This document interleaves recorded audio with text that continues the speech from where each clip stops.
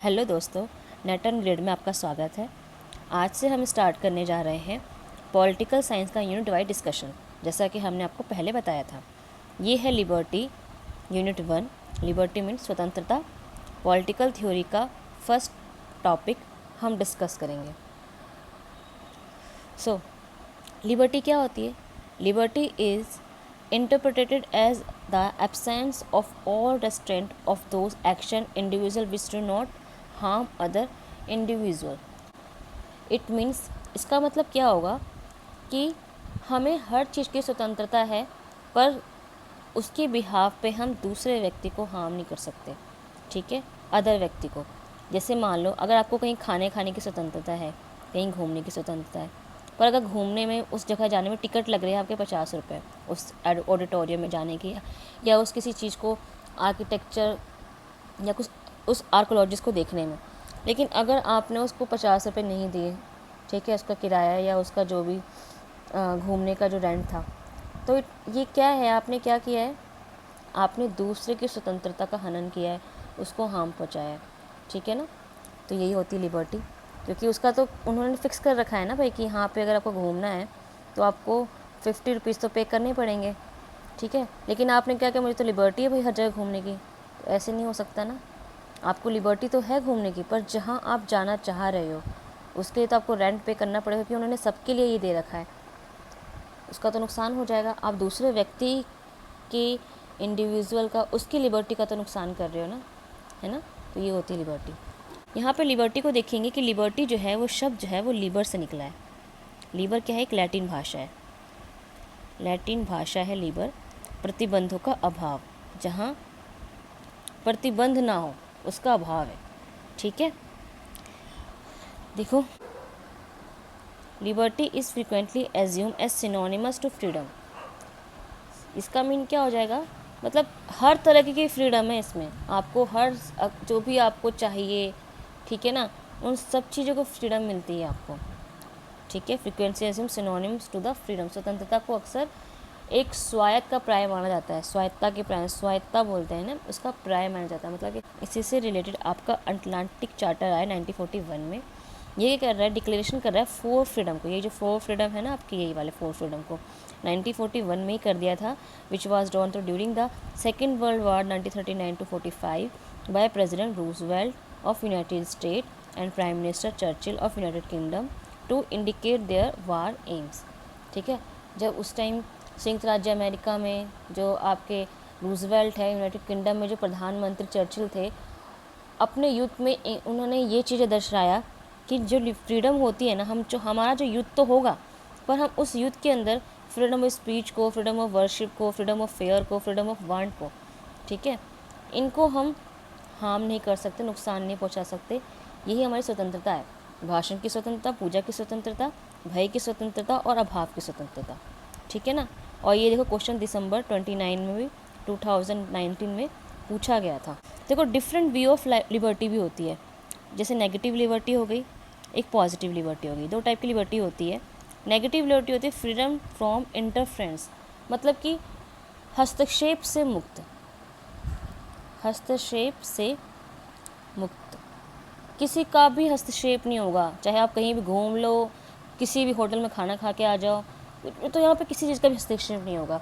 इस पर भी काफ़ी लोग मतलब सहमत थे। जैसे थॉमस पैन ने तो ये बोल दिया था कि the state was view as a necessary of evil. मतलब स्टेट क्या है? एक तरीके का ईवल है, जानवर है, बुराई है, बुरी चीज़ है स्टेट हमारे लिए। और उन्होंने ये देखो, ये क्वेश्चन भी जून 2020 में आया था। Advocate of negative liberty prefer the minimal state. और ये इस चीज़ को भी एडवोकेट करता है कि स्टेट का मिनिमल मतलब हस्तक्षेप हो, मतलब मिनिमल उसका इंटरफेरेंस हो। इसको एडवोकेट कौन करता है? John Locke, Adam Smith, Jeremy Bentham, James Mill, Henry Sidgwick, Isaiah Berlin और हर्बर्ट स्पेंसर।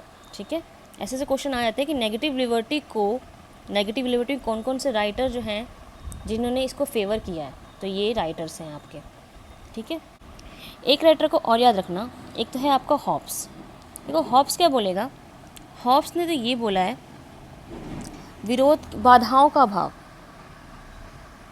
बाधाओं का अभाव, कोई भी बाधा ही नहीं हो उसके अंदर। ठीक है, और कानून की चुप्पी भी कहा है इसने, कानून की चुप्पी। ठीक है, हम जो भी काम करें उसके लिए स्वतंत्र हो।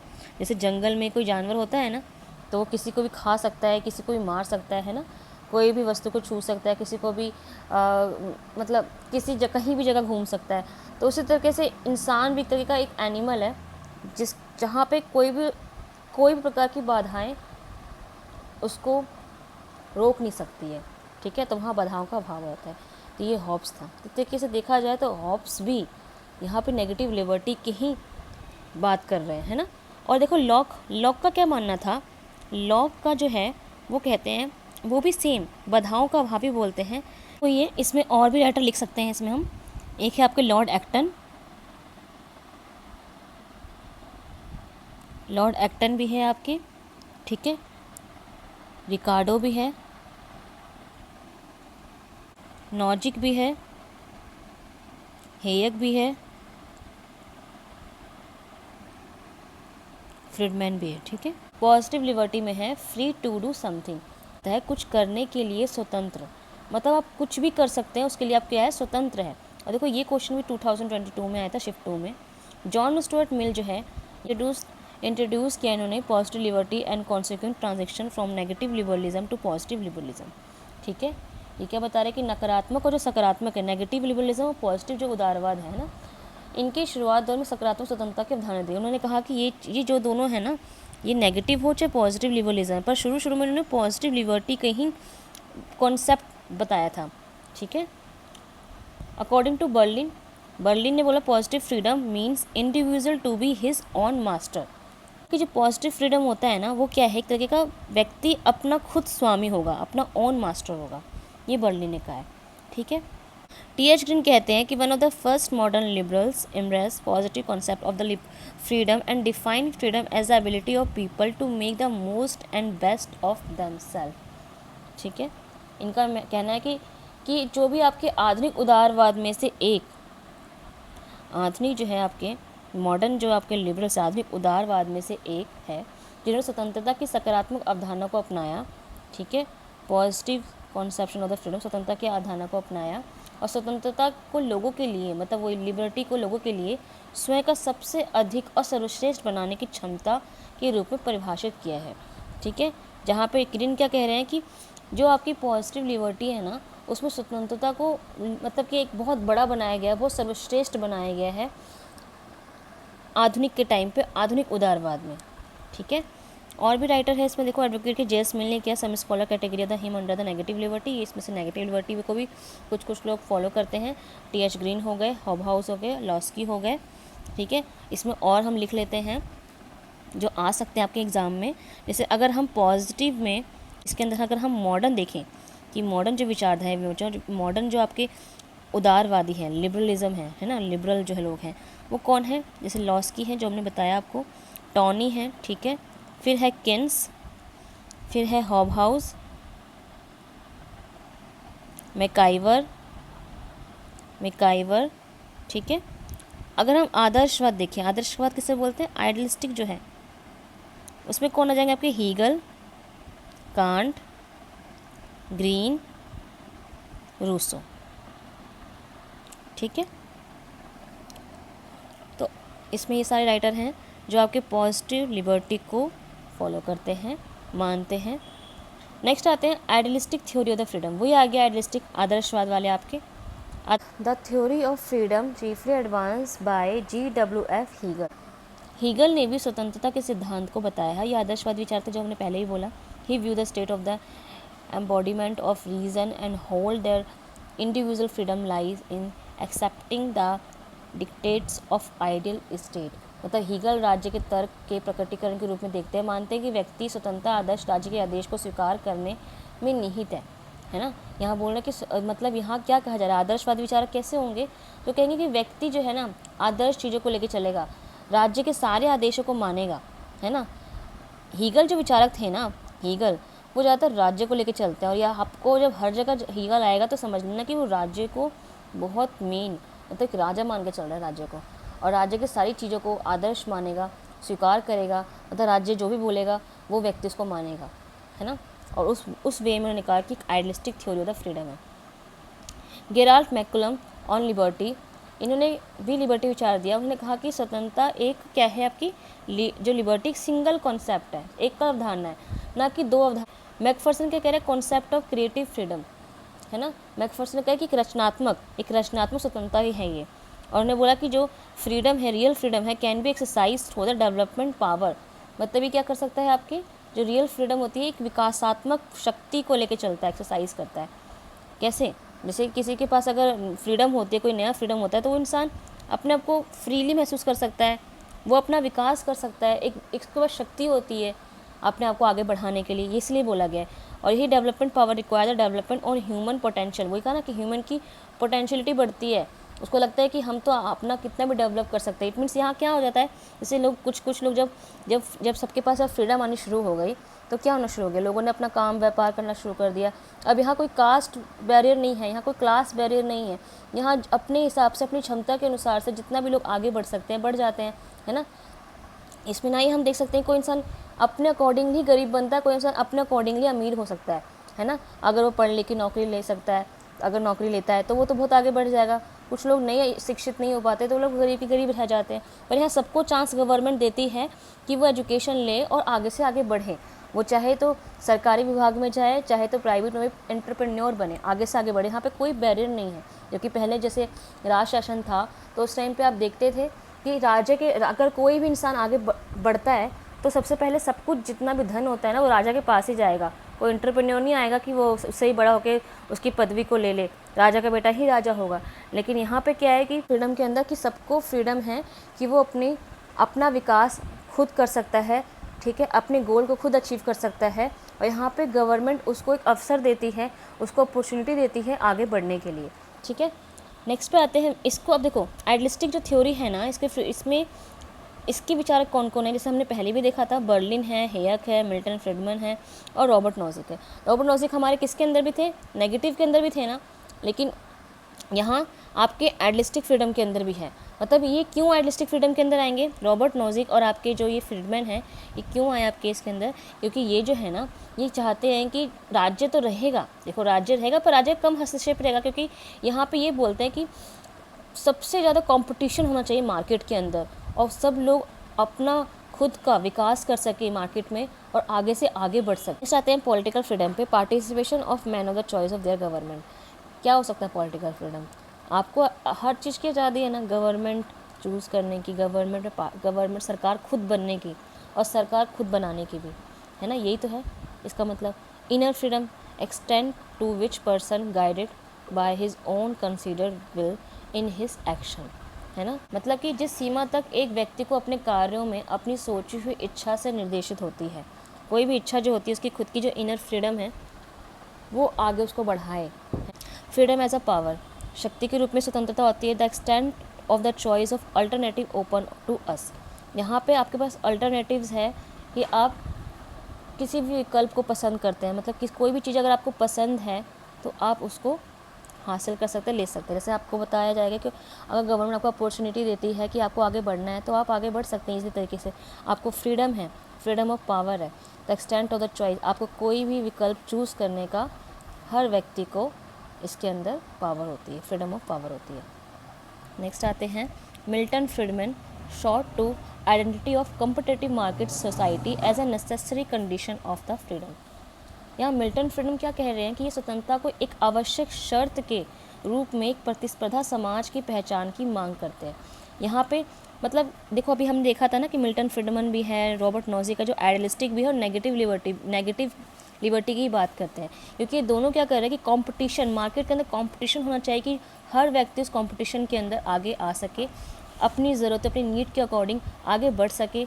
और इसमें कोई भी आगे भी हो सकता है, कोई पीछे भी हो सकता है, कोई अमीर भी बन सकता है, कोई गरीब भी बन सकता है ना। ये कंपटीशन है मार्केट में और कंपटीशन मार्केट के अंदर होने के लिए क्या होना चाहिए, फ्रीडम होनी चाहिए। ये नहीं कि एक मार्केट को आप बहुत आगे बढ़ा रहे हो और एक मार्केट को आप पीछे लेके जा रहे हो। जैसे कि आप कोई मोबाइल कंपनी है, जियो की हो गई, है ना, या कोई एयरटेल की कंपनी हो गई, अभी दो मार्केट बहुत आगे कॉम्पिटिट कर रही जा रही है, इसमें और भी कंपनी आ सकती है ना। जैसे पहले कौन सी सिम आती थी आपकी, एयरसेल की आती थी, आपकी सिम एक आती थी, है ना, और भी सिम आती थी आपकी, टाटा की भी आती थी। तो ये कंपटीशन है मार्केट में, कोई भी अपना व्यापार, कोई भी अपना मार्केट, कोई भी चीज़ें लॉन्च कर सकता है और उसको आगे बढ़ा सकता है। यहाँ पे गवर्नमेंट किसी एक की सुपीरियरिटी को नहीं लेके चलेगी, ठीक है। रॉबर्ट नॉजिक ने भी ये बोला कि the state comes into existence for the performance of limited functions, है ना। यहाँ भी बोला गया कि ये स्वतंत्रता को एक आवश्यक शर्त के रूप में प्रतिस्पर्धा, रॉबर्ट नॉजिक का है कि सीमित कार्यों को प्रदर्शन के लिए राज्य अस्तित्व में आता है। स्टेट जो है कब आता है, कोई सीमित अगर कोई कार्य होता है तब अस्तित्व में आता है, प्रदर्शन करने के लिए राज्य अस्तित्व में आता है। जैसे मान लो कि यहाँ पे बताया गया है कि जैसे मान धन और शक्ति सभी असमानताएं, धन और शक्ति जो होती हैं, जैसे लिखा हुआ है कि वेल्थ और पावर जो होती है, इसके अंदर आपकी जो इनइक्वालिटी है ना, इनइक्वालिटी जो है वो उनकी जो उनमें भी अंतर होता है ना। इनइक्वालिटी तो होती है, केवल राज्य के द्वारा पुनर्वितरण हस्तांतरण के द्वारा इन असमानताओं कम करने से नहीं होगा। देखो यहाँ बहुत आसान से ये चीज़ें बोल दी गई है। यहाँ पे देखो ये बात बोला गया, जैसे हमने बताया कि कोई भी मार्केट में कंपटीशन करने के लिए कोई भी व्यक्ति अपने प्रोडक्ट को ला सकता है ना। अब इस प्रोडक्ट के लिए जो भी व्यक्ति ला रहा है वो तो लोगों की चॉइस के ऊपर है कि उसको कौन सा प्रोडक्ट खरीदना है, कौन सा नहीं खरीदना है। यहाँ पे अगर वो इंसान गरीब भी बन सकता है, अमीर भी बन सकता है, अपने प्रोडक्ट को जीत के धन और शक्ति में बहुत लेके आ सकता है, लेकिन हर व्यक्ति इक्वली तरीके से अपनी धन और शक्तियों को, धन और पावर को, वेल्थ और पावर को हाई नहीं कर सकता है। सभी लोग समान तरीके से नहीं ला सकते हैं, कोई इसमें बहुत ज़्यादा एफर्ट कर सकता है, कोई इसमें बहुत कम अचीव कर पाएगा। तो यहाँ पे स्टेट यहाँ पे नहीं आएगी कि आपको जो है सभी को इक्वलिटी तरीके से हमें मतलब कि पैसे को ट्रांसफ़र करना है या वेल्थ और पावर को ट्रांसफ़र करना है। यहाँ जिस इंडिविजुअल व्यक्ति ने अपने आप को बहुत मतलब इसके अंदर मार्केट में अपने आप को बहुत आगे बढ़ाया है या अपना पूरा एफर्ट दिया, बेशक दूसरे व्यक्ति ने भी अपना पूरा एफर्ट दिया होगा, लेकिन जो आगे बढ़ा है, जो प्रोडक्ट आगे बढ़ा है बिकने के लिए, वो जितना पॉपुलर हुआ है दूसरे की कंपैरिजन में, है ना, तो वही आगे बढ़ेगा, उसी की वेल्थ पावर आगे बढ़ेगी। यहाँ स्टेट यहाँ पे इंटरप्ट नहीं करेगा ना यहाँ पे स्टेट उसका लेके रिडिस्ट्रीब्यूट करेगा, सबको ट्रांसफ़र करेगा। तो ये रॉबर्ट नॉजिक बोलते हैं, यहीं पे बोलते हैं फ्रीडम। तो एक तरीके से देखा जाए तो ये नेगेटिविटी तो है ना भाई, नेगेटिव फ्रीडम की तो बात कर दी ना, थोड़ा सा तो नेगेटिव की तरफ भी चला गया और थोड़ा सा आदर्शवाद की तरफ भी चला गया, है ना। अब मार्क्सिस्ट व्यू लिबर्टी, मार्क्स का कैसा व्यू होगा? देखो मार्क्स तो यही बोलेगा ना कि सबको इक्वालिटी मिले, सबकी जो भी मतलब फ्रीडम है वो सबको बिल्कुल बराबर मिलनी चाहिए। यहाँ पे एक आदमी बहुत अमीर, एक आदमी बहुत गरीब ना हो। मार्क्सिस्ट तो यही बोलते हैं। अब to Marx freedom means ability of to achieve the totality of human good satisfaction aspiration rational control of the process of production। देखो यहाँ भी यही बात बोल दी गई। मार्क्स ने क्या कहा कि मानव की जो संपत्ति होती है, आकांक्षाओं की जो संतुष्टि होती है, जो उसकी सेटिस्फिकेशन ऑफ एस्पिरेशंस होते हैं, उत्पादन की प्रक्रिया का तर्क संगत निर्णय, है ना, ये सब चीज़ों को क्या करना है हमें, इन सब में भी स्वतंत्रता होनी चाहिए, ठीक है, ये बातें बोली गई हैं। अब आता है Herbert Marquess presented the theme of alienation of contemporary western society, concept of one dimension man. Herbert Marquess ने एक वन डायमेंशन मैन दिया, है ना। यहाँ पे बोला कि समकालीन जो पश्चिम समाज में अलगाव का विषय प्रस्तुत किया गया है, अलगाव का विषय प्रस्तुत किया गया है कि जहाँ पे हम देखते हैं कि लोग जो है ना, इसमें लोग कभी कभी अलग होते चले जाते हैं, कभी एक मनुष्य बहुत आगे बढ़ जाता है, कोई एक मनुष्य बहुत नीचे रह जाता है, और यहाँ पे लोग अलगाव पैदा हो जाता है समाज के अंदर। अलगाव क्लासेस के अंदर ज़्यादातर बताया गया है, क्लासेस के अंदर हम अलगाव देख सकते हैं। अब लास्ट में हम आते हैं major work of major thinker. हमने बहुत शॉर्ट टर्म में इस चीज़ को डिस्कस किया है, इसमें और भी बहुत सारी चीज़ें हैं, पर ये आपके आरपीएससी के अंदर भी बहुत काम आएगी। आपके फर्स्ट ग्रेड में भी वर्क करेगा ये, आपके जीआईसी की जो मेन पेपर होगा उसमें भी वर्क करेगा ये, आपके यूजीसी नेट का तो है ही, साथ में जो भी आपके एग्ज़ाम पीजीटी लेवल के आते हैं, चाहे वो डीएसएसबी के हो, चाहे अदर स्टेट के हो, उन सब में आपको ये हेल्प करेगा, है ना। अभी देखो हम आगे देख रहे हैं एडम स्मिथ की बुक है an inquiry into the nature and causes of the wealth of nation, ठीक है। ये बहुत इंपॉर्टेंट बुक्स हैं जो ज़्यादातर पूछे जाते हैं एग्ज़ाम में, तो इसको अच्छे से पढ़ना है। जेरेमी बेंथम है प्रिंसिपल ऑफ लेजिस्लेशन 1789 में लिखी है। Marx economy and philosophical manuscripts 1844 में। Marx and Eagles Marx and Engels holy family and communist manifesto लिखी है।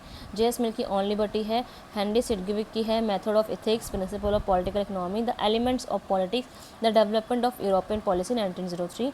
हर्बर्ट स्पेंसर की the man versus of the state 1884। Engels की है एंटी ड्यूरिंग 1878। टी.एच. ग्रीन की है prolegomena of the ethics, lecture of principle of politicals obligation. Hobhouse की है element of society justice 1922। Isaiah Berlin की है two concept of liberty, 4 essay on liberty. F A. Hayek की है constitution of liberty 1960। Milton Friedman की है capitalism and the freedom, ठीक है, दिसंबर के एग्जाम में भी देखो ये आया था। हर्बर्ट मॉर्क्यूस की है वन डायमेंशन मैन, ये क्वेश्चन बहुत आते हैं वन डायमेंशन मैन, तो इसको भी थोड़ा अच्छे से पढ़ना है। Eros civilization 1966। रॉबर्ट नॉजिक है एनार्की, स्टेट और यूटोपिया, ये भी क्वेश्चन बहुत आया है। और भी बुकें हैं जिसको हमें देखना है, ठीक है। लॉक की बुक भी देख लेते हैं हम। लॉक की बुक है टू ट्रीटिस, अभी क्वेश्चन भी आया था ना आपका, टू ट्रीटीज ऑफ गवर्नमेंट, ये बुक लिखी थी 1689 में, ठीक है। और भी बुक देख लेते हैं हम स्पेंसर की है the man versus state. Spencer ने नाइट वॉचमैन के बारे में बताया है। उन्होंने राज्य का समर्थन किया है, कहा है कि जो राज्य होता है वो 3 कार्य करेगा, सिर्फ 3 कार्य क्या करेगा। एक तो जो बाहरी आक्रमण है ना, आक्रमण जो होते हैं आपके बाहरी तरीके से, उससे सुरक्षा करेगा, शांति बनाए रखेगा, और तीसरा न्याय करेगा, बस ये 3 ही चीज़ करेगा, ठीक है। एडम स्मिथ, तो स्मिथ लिख देती हूँ मैं, वेल्थ ऑफ नेशन, ठीक है। इंडिविजुअल हैंड, इसने इनविजिबल हैंड भी दिया था स्मिथ ने। बेंथम की fragment of government,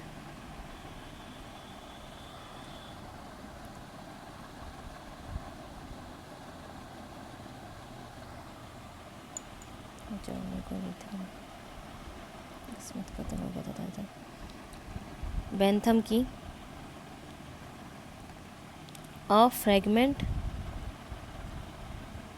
on government 1776 में लिखी है। ड्वार्किन की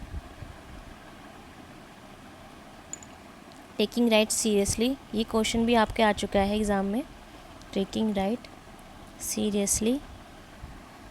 मैकफर्सन, ये ना जब मैं आपको पढ़ाती जाऊंगी आगे, तब ये क्वेश्चन ना, मतलब ये सारी चीज़ें बार बार आती, रिपीट होती रहेगी, तो आपको ये ईजिली याद होता जाएगा। The real world of democracy democratic theory भी दी है इसने, 2 बुक है इसकी, ठीक है। डेमोक्रेटिक थ्योरी, एस्से इन रिट्राइवल, ठीक है। एक जगदीश भगवती, ये क्वेश्चन आपको आया था ना आपके एग्ज़ाम में, इस बार ऑप्शन में आया था, बेशक आंसर इसका नहीं था, ये 2025 जून की में ही, लेकिन इसकी बुक आ सकती है, तो इसको भी पढ़ लीजिएगा। India in transition freeing the economy, Jagdish Bhagwati की बुक है ये। तो ये हमारा लिबर्टी कंप्लीट हो चुका है अभी, इनको शॉर्ट में हमने देख लिया है। इसके बारे में डिटेल भी अगर आपको जानना है तो आप कमेंट ज़रूर करिएगा। अगर आपको ये वीडियो पसंद आई हो तो प्लीज़ लाइक एंड शेयर करें, अपने दोस्तों को भी भेजें एंड सब्सक्राइब करें।